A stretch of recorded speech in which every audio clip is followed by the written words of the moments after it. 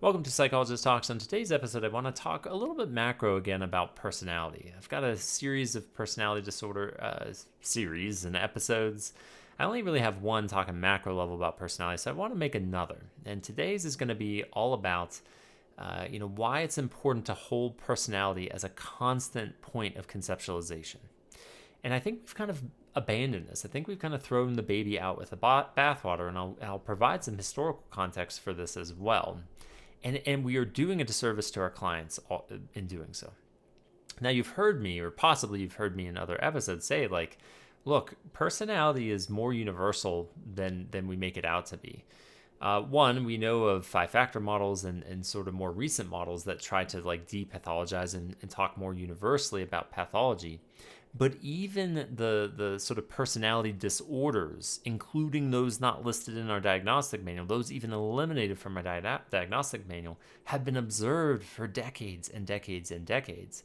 And it is not like they either super pathologically exist or they are gone. They exist with various iterations and degrees of severity. And even beyond those categories, those named categories or personality types, there are underlying traits that we all have that personality experts have been exploring and even pushing for our diagnostic manual. There's its own dilemma of how much we name things versus we just give like global traits, because arguably us providers do better in assisting people when we can kind of funnel similar kind of traits and clusters of traits that tend to kind of encompass and co-occur together, and it's very useful. Whereas if it's just like a bunch of traits, it's harder to kind of narrow focus on treatment. But there's this overall dilemma of like, how do we do this? The long and the short of it, though, is we need to continue to conceptualize and have a sort of a background knowledge of like personality tendencies and traits that we need to be watching out for, because they are sleuthy saboteurs for health. And if you've watched other episodes or listened to other episodes, have probably heard from me, 50% of folks coming in for treatment probably have some lurking kind of personality components, because that's part of being a human being, myself included.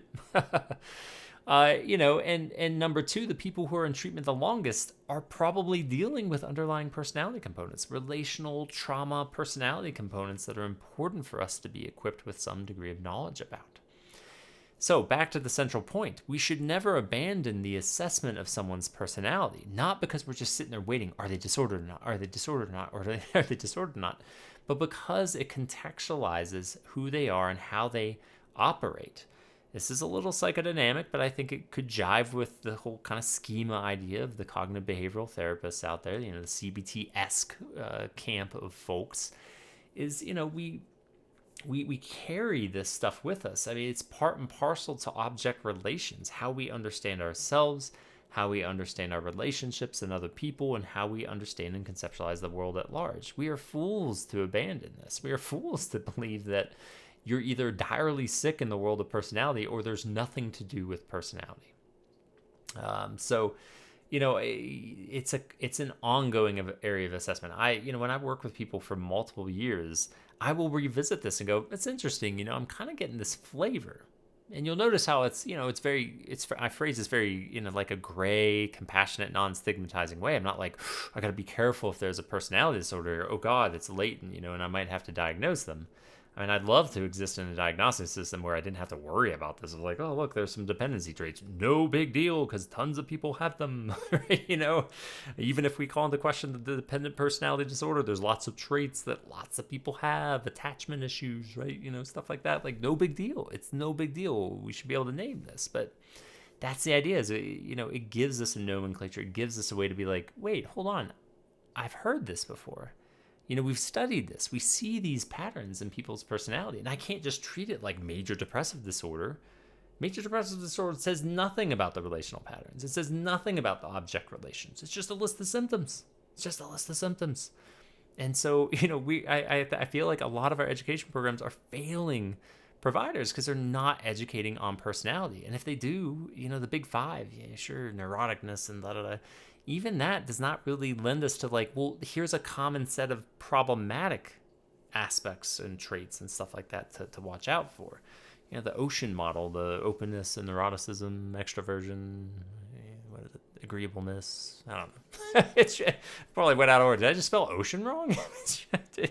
It's limited clinical utility. Let me just be really clear. Unless somebody's like doing some better research here, I don't know how to transport that. But I can tell you, depressive personalities, anxious personalities, dependent personalities, narcissism.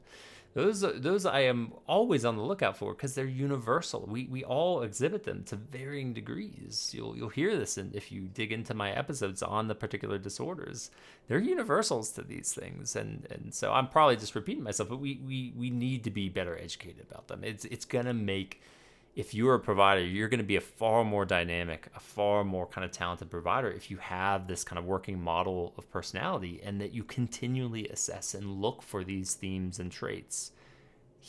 Hopefully hearing that we don't anchor, we don't stigmatize, we don't put and shove people into boxes just because they exhibit it. To me, this is only responsibly wielded if you truly believe in a dimensional model of personality. Otherwise, it's dangerous. I find the current categorical sick or you're not model very dangerous when it comes to personality. So that would be the only caveat. Now, going back to the original frame of the episode, I said I was going to go into some history first. I have failed to do so. I went into the other content first. So let me just give you a quick rundown of history. This is not our first rodeo. We screwed this up in this field.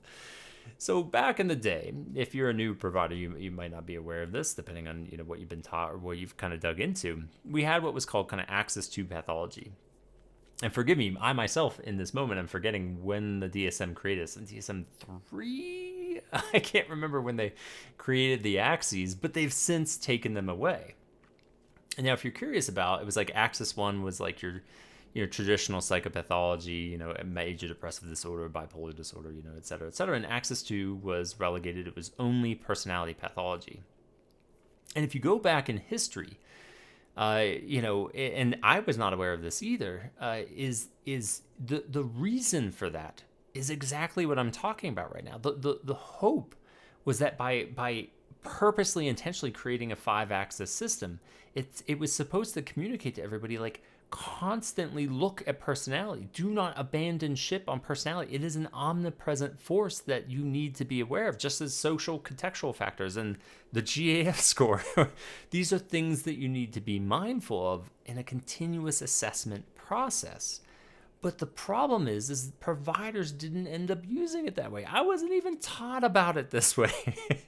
It was like, if there's something on Axis 2 or not, diagnose it and then forget about it.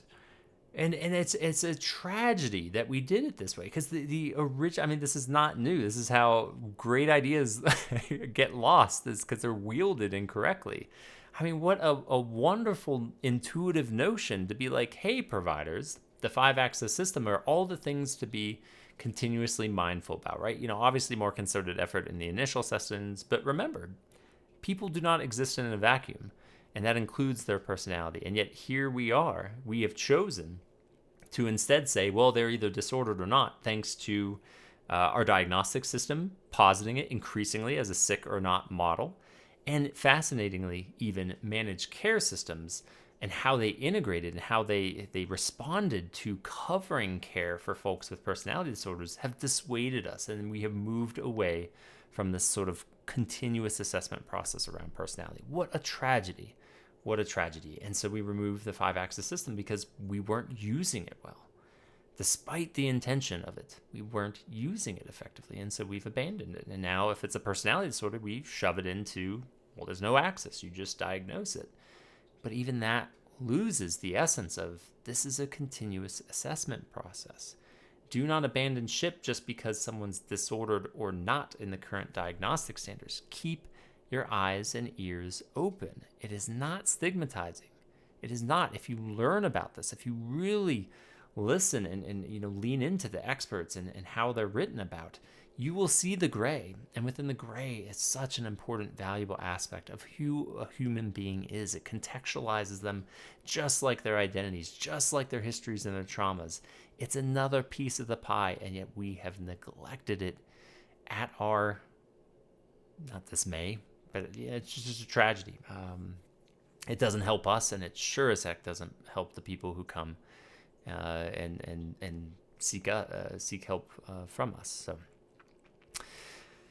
that's, I think, all I got. Hopefully interesting from a historical perspective, but also useful from a clinical perspective. Educate yourself. Be curious. Get curious about personality. Obviously, I'm going to say that because I nerd out about personality all the time, but I firmly believe this is not just about us personality people loving our own field and trying to push it on people. I really think it should be, and it benefits everyone involved if we took this more seriously as a field. And we educate ourselves and thought more flexibly and dynamically about it. So educate yourself, stay curious, continuous assessment, et cetera, et cetera. And now, as usual, I'm just repeating myself. So as always, thank you for listening and watching, and stay curious.